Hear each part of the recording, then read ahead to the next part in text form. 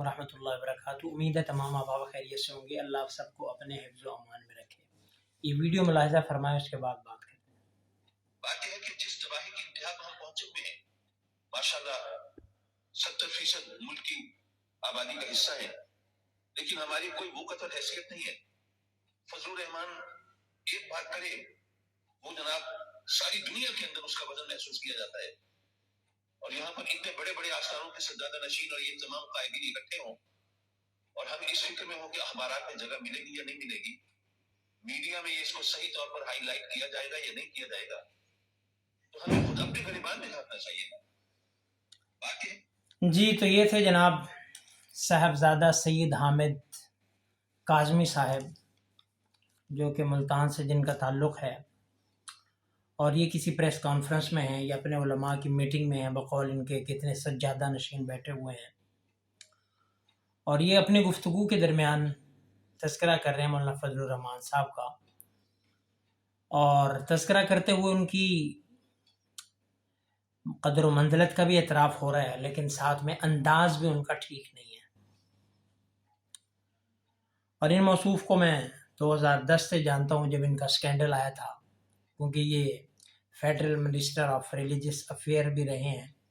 तो उस वक़्त से जो इनका 2008-10 में ये एक करप्शन का स्कैंडल आया था, वज़ीर हज थे, ये मजहबी उमूर के वज़ीर थे और हज मिनिस्ट्री ये सारे उसके बड़े थे। तो उसमें स्कैंडल हुआ, करप्शन हुई और उसमें इन पर भी चार्जेस लगे और ये जेल की हवा खाई इन्होंने। तो बाकी उस वक़्त से इनको जाना जाता है और मैं इनको जानता हूँ, लेकिन कहने का मकसद ये है, सबसे पहली बात तो ये है कि भाई ये ज़ालिका फ़ज़्लुल्लाहि युतीहि मन यशा, अल्लाह का फ़ज़ल है, अल्लाह ये जिसे चाहते हैं ये मर्तबा अता फरमाते हैं। और ये आप पहले बंदे नहीं हैं जिन्होंने मौलाना फजलुर रहमान साहब दामत बरकातुहुल आलिया की अहमियत का इकरार किया हो, या उनकी खूबी का, उनकी बसीरत का, उनकी जो है मकाम का बहुत सारे पहले लोग एतराफ़ कर चुके हैं, और ये मज़ीद एक उसमें एक इजाफ़ा है। और अरबी का एक मक़ूल है, अल-फ़ज़्लु मा शहिदत बिहिल आदा, कि असल मकाम तो वो है जो आपका मुखालिफ बयान करे। मुखालिफ अगर आपके मकाम का एतराफ़ कर रहा है तो वाकई मकाम है। अपने तो ज़ाहिर बात है जो चेले चमचे हैं वो तो मकाम बयान करते ही करते हैं। जिस तरह ये कह रहे हैं कि सज्जादा नशीन है, अब जितने भी इनके मुरीदीन हैं वो तो पीर साहब को उठा के सर पे रखेंगे ही। असल तो ये है कि दूसरे भी आपके मकाम को जाने। और सज्जादा नशीन, आजकल जो सज्जादा नशीनी का दौर है, सज्जादा नशीन हो, गद्दा नशीन हो, गद्दी नशीन हो, अहमियत तभी है जब दीन पर चले। अगर दीन पर नहीं चले, करप्ट है, दुनिया के पीछे भाग रहा है, तो उसको कोई भी अहमियत नहीं देता। तो जितने मर्जी बड़े बैठे रहें, लेकिन दीन नहीं है तो कोई साबके अल्लाह के पीर फलां फलां साहबजादा, इनसे कोई फ़ायदा नहीं होता। बाकी रही बात, उन्होंने बात की 70% आबादी की, कि हमारी 70% है, पता नहीं 70% है या नहीं है, अल्लाह को पता है। लेकिन मकसद ये है कि अगर आप कुरान पढ़ें, अक्सरियत तो मेयार ही नहीं है। दीन में तो अक्सरियत नहीं देखी जाती, दीन में तो दीन पर चलने वाला देखा जाता है। जैसे कुरान तो कहता है अक्सरुन्नास ला यशउरून अक्सरुहुम ला याक़िलून। अक्सरियत के बारे में तो कहते हैं कुरान ला यशउरून, वो शऊर नहीं रखते, अक्ल नहीं रखते। और कलील के बारे में कुरान क्या कहता है, कलीलुम मिन इबादियश शकूर कलीलम मा तुमिनून कलीलम मा तज़क्करून, कि जो शुक्रगुजार हैं थोड़े हैं, ईमान वाले थोड़े हैं। और इसी तरह से जो नसीहत हासिल करने वाले में थोड़े हैं। तो इसलिए अक्सरियत और अक़लियत नहीं है, कुरान अक्सरियत को मेयार करार ही नहीं देता। अक्सरियत तो जाहिल है, अक्सरियत काफिर है। आज अक्सरियत देख लें, उनका कोई अक्सरियत कोई क्राइटेरिया नहीं है, कम हो भले हो वो बेहतर है। तो बार क्या, तो ये उनका एक अंदाज जो था वो कतई जो है वो एक नामुनासिब अंदाज था।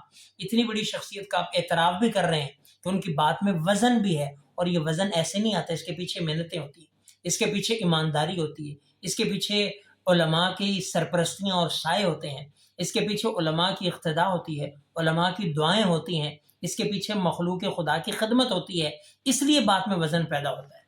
तो इसलिए या तो जेब में वज़न कर लें या ज़बान में वज़न कर लें, वो आपकी मर्ज़ी है।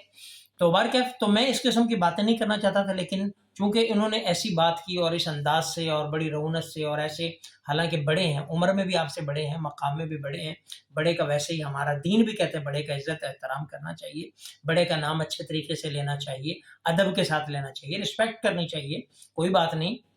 मुख्तलिफ स्कूल ऑफ थाट है, इसमें कोई हरज नहीं, लेकिन आपको उनके मकाम का भी पता है, लेकिन इसके बावजूद आप बड़े ही उससे फजल रहमान जैसे आपके छोटे भाई हों, उम्र के लिहाज से आपसे बड़े हैं, इल्म अमल के लिहाज से आपसे बड़े हैं, ओहदे मकाम के लिहाज से आपसे बड़े हैं, फ़ैन फॉलोइंग के लिहाज से आपसे बड़े हैं, तो इस लिहाज से बंदा अदब से नाम ले ले, तो इसमें अपना ही वक़ार होता है और अपनी तरबियत सामने आती है, अपना ज़र्फ़ खोल के सामने आता है।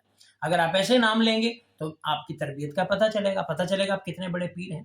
तो बहरकैफ़ हम उनसे जो है वो कह लें कि हुस्न ज़न्नी करते हैं कि जो है वो अपने लोगों को समझा रहे होंगे, लेकिन अंदाज़ उनका ठीक नहीं था, अंदाज़ उनको ठीक करना चाहिए। बाकी अगर अपनी बात में आपने भी वज़न बनवाना है तो इसके लिए कुर्बानी है, इसके लिए कुर्बानी है, या जेब की कुर्बानी दें या ये है कि फिर आप अपना ज़बान में वज़न पैदा करें, एक ही चीज़ हासिल हो सकती है।